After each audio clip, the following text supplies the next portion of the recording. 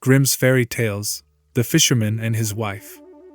By Jacob Grimm and Wilhelm Grimm. Translated by Edgar Taylor and Marian Edwards.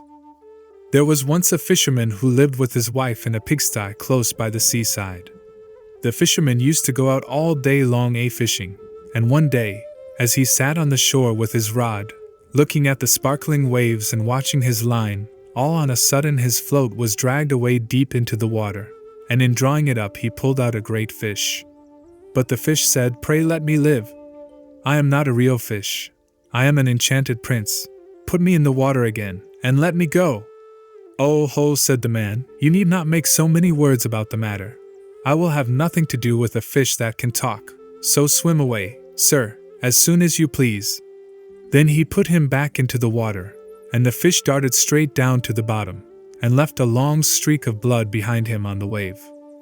When the fisherman went home to his wife in the pigsty, he told her how he had caught a great fish, and how it had told him it was an enchanted prince, and how, on hearing it speak, he had let it go again.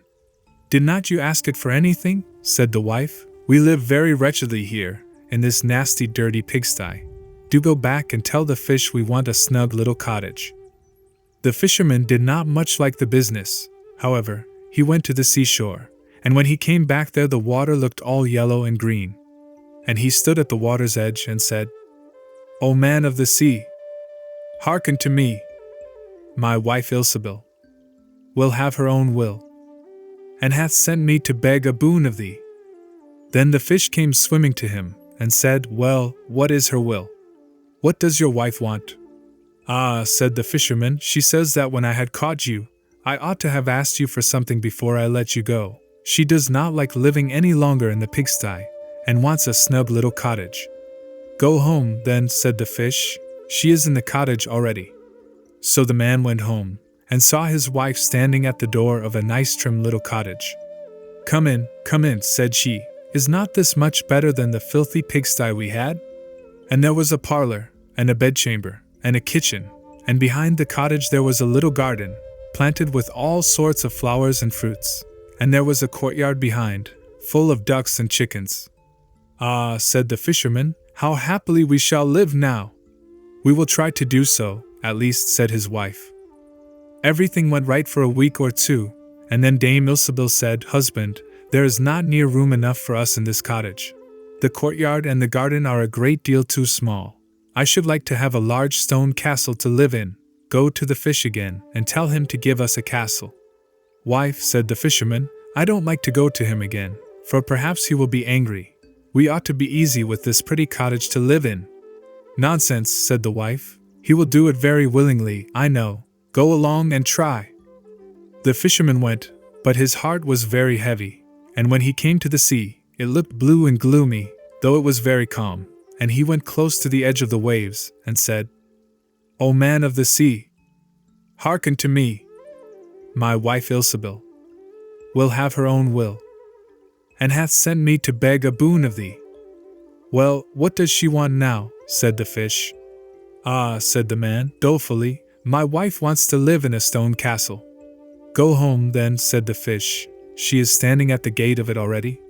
So away went the fisherman, and found his wife standing before the gate of a great castle. "See," said she, "is not this grand?" With that they went into the castle together, and found a great many servants there, and the rooms all richly furnished, and full of golden chairs and tables. And behind the castle was a garden, and around it was a park half a mile long, full of sheep, and goats, and hares, and deer, and in the courtyard were stables and cowhouses. "Well," said the man, "now we will live cheerful and happy in this beautiful castle for the rest of our lives." "Perhaps we may," said the wife, "but let us sleep upon it, before we make up our minds to that." So they went to bed. The next morning when Dame Ilsebil awoke it was broad daylight, and she jogged the fisherman with her elbow, and said, "Get up, husband, and bestir yourself, for we must be king of all the land." Wife," said the man, "why should we wish to be the king?" "I will not be king." "Then I will," said she. "But wife," said the fisherman, "how can you be king? The fish cannot make you a king." "Husband," said she, "say no more about it, but go and try." "I will be king." So the man went away quite sorrowful to think that his wife should want to be king. This time the sea looked a dark grey color, and was overspread with curling waves and the ridges of foam as he cried out, "O man of the sea, hearken to me. My wife Ilsebil will have her own will, and hath sent me to beg a boon of thee." "Well, what would she have now?" said the fish. "Alas," said the poor man, "my wife wants to be king." "Go home," said the fish, "she is king already." Then the fisherman went home, and as he came close to the palace he saw a troop of soldiers, and heard the sound of drums and trumpets. And when he went in he saw his wife sitting on a throne of gold and diamonds, with a golden crown upon her head, and on each side of her stood 6 fair maidens, each a head taller than the other. "Well, wife," said the fisherman, "are you king?" "Yes," said she, "I am king." And when he had looked at her for a long time, he said, "Ah, wife, what a fine thing it is to be king! Now we shall never have anything more to wish for as long as we live." "I don't know how that may be," said she. "Never is a long time. I am king, it is true, but I begin to be tired of that, and I think I should like to be emperor." "Alas, wife, why should you wish to be emperor?" said the fisherman. "Husband," said she, "go to the fish. I say I will be emperor." "Ah, wife," replied the fisherman, "the fish cannot make an emperor, I am sure, and I should not like to ask him for such a thing." "I am king," said Ilsebil, "and you are my slave, so go at once." So the fisherman was forced to go, and he muttered as he went along, "This will come to no good, it is too much to ask. The fish will be tired at last, and then we shall be sorry for what we have done." He soon came to the seashore, and the water was quite black and muddy, and a mighty whirlwind blew over the waves and rolled them about. But he went as near as he could to the water's brink, and said, "O man of the sea, hearken to me. My wife Ilsebil will have her own will, and hath sent me to beg a boon of thee." "What would she have now?" said the fish. "Ah," said the fisherman, "she wants to be emperor." "Go home," said the fish, "she is emperor already."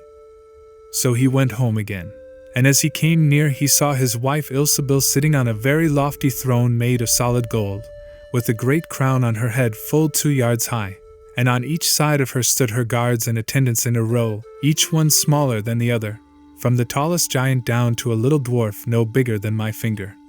And before her stood princes, and dukes, and earls, and the fisherman went up to her and said, "Wife, are you emperor?" "Yes," said she, "I am emperor." "Ah," said the man, as he gazed upon her, "what a fine thing it is to be emperor." "Husband," said she, "why should we stop at being emperor? I will be pope next." "Oh, wife, wife," said he, "how can you be pope? There is but one pope at a time in Christendom." "Husband," said she, "I will be pope this very day." "But," replied the husband, "the fish cannot make you pope." "What nonsense," said she, "if he can make an emperor, he can make a pope. Go and try him." So the fisherman went. But when he came to the shore the wind was raging and the sea was tossed up and down in boiling waves, and the ships were in trouble, and rolled fearfully upon the tops of the billows. In the middle of the heavens there was a little piece of blue sky, but towards the south all was red, as if a dreadful storm was rising. At this sight the fisherman was dreadfully frightened, and he trembled so that his knees knocked together. But still he went down near to the shore, and said, "O man of the sea, hearken to me. My wife Ilsebil will have her own will, and hath sent me to beg a boon of thee." "What does she want now?" said the fish. "Ah," said the fisherman, "my wife wants to be pope." "Go home," said the fish, "she is pope already." Then the fisherman went home, and found Ilsebil sitting on a throne that was 2 miles high. And she had 3 great crowns on her head, and around her stood all the pomp and power of the church. And on each side of her were 2 rows of burning lights, of all sizes, the greatest as large as the highest and biggest tower in the world, and the least no larger than a small rushlight. "Wife," said the fisherman, as he looked at all this greatness, "are you pope?" "Yes," said she, "I am pope." "Well, wife," replied he, "it is a grand thing to be pope, and now you must be easy, for you can be nothing greater." "I will think about that," said the wife. Then they went to bed, but Dame Ilsebil could not sleep all night for thinking what she should be next. At last, as she was dropping asleep, morning broke, and the sun rose. Ha, thought she, as she woke up and looked at it through the window, after all I cannot prevent the sun rising. At this thought she was very angry, and wakened her husband, and said, Husband, go to the fish and tell him I must be lord of the sun and moon. The fisherman was half asleep, but the thought frightened him so much that he started and fell out of bed. Alas, wife, said he, cannot you be easy with being pope? No, said she, I am very uneasy as long as the sun and moon rise without my leave. Go to the fish at once.